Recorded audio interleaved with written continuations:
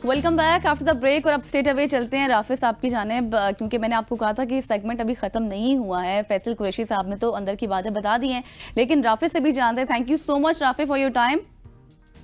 Thank you very much. अच्छा Rafe, मुझे बताएं कि हमारे यहाँ जिस तरह से फैसल भी बात कर रहे थे कि हम देखते हैं कि इस तरह से इस कंटेंट को इतना संजीदगी से नहीं लिया जाता है। आपने अगर मैं इस बात को कहूँ कि इस सिंध को हकीकी और मौसर बनाने के लिए क्या कोई खास स्ट्रेटजी, क्या आपकी खास हिकमत अमली थी जो आपने यूज की है?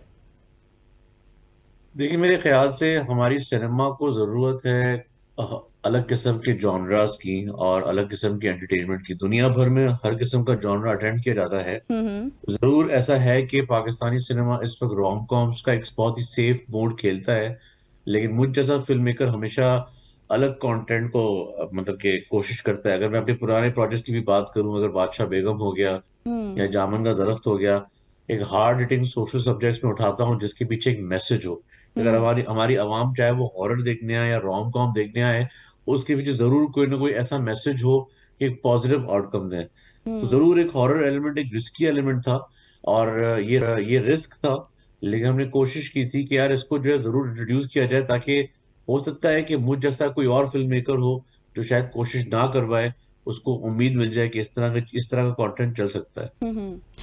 अच्छा राफे, वही बात फैसल भी कर रहे थे ना कि राफे ने कहा कि रिस्क लेना पड़ेगा चाहे जो भी हो जाए। तो मुझे ये बताइएगा कि फिल्म में कौन सा किरदार करना सबसे ज्यादा मुश्किल था, और बतौर अगर मैं डायरेक्टर बात करूं तो किस अदाकार ने आपको सबसे ज्यादा सरप्राइज किया है?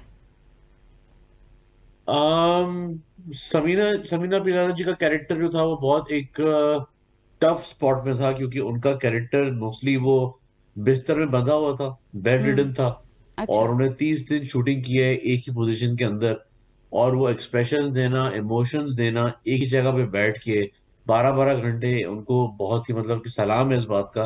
वो एक हम्म। बेहतरीन एक इंस्टीट्यूट है हमारी इंडस्ट्री हम्म। की। और जिस पेशेंस के साथ और तहम्मुल के साथ उन्होंने इस प्रोजेक्ट में हमें कमिटमेंट दी है, उससे मुझे खुशी भी हुई। मैंने उनको तंग बड़ा किया सेट पे, क्योंकि उनसे जो चीजें हमने करवाई, अगर हम्म। आपने शॉट्स देखे हैं, वो हवा में लेविटेट भी होती हैं, वो पोजेस भी होती हैं, सीढ़ियों से गिरती भी हैं। तो मेरे ख्याल से सबसे मुश्किल किरदार जो था वो मैंने उनको दिया था। लेकिन फिर भी सारे एक्टर्स ने जिस तरह से भी कमिटमेंट दी है, चाहे वो फैसल भाई है, चाहे वो सोनिया है, हम्म। सब लोगों ने बेतहाशा कमिटमेंट के साथ परफॉर्म किया है। अच्छा। और 200% परफॉर्म किया है इन एक्टर्स को देखे हुए कि ये रिक्वायरमेंट थी स्क्रिप्ट की जो करनी पड़ी।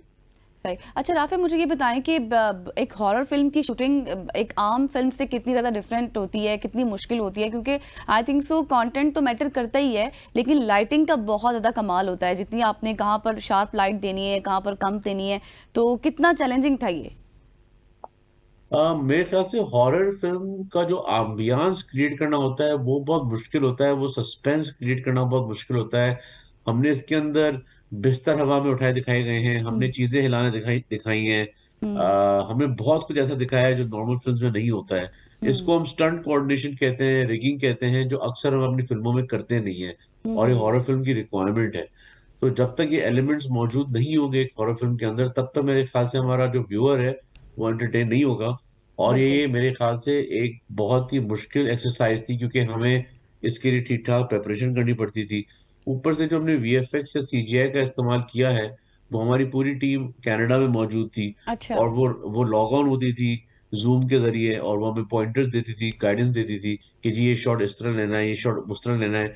तो ये सारे हमें मेट्रिक्स फॉलो करने पड़े, जो एक हॉरर फिल्म की रिक्वायरमेंट होती है। बिल्कुल। Thank you so much Rafe आपका टाइम के लिए, और जिस तरह से आप अंदर बातें बता रहे थे कि कितना मुश्किल होता है, कितना आसान होता है।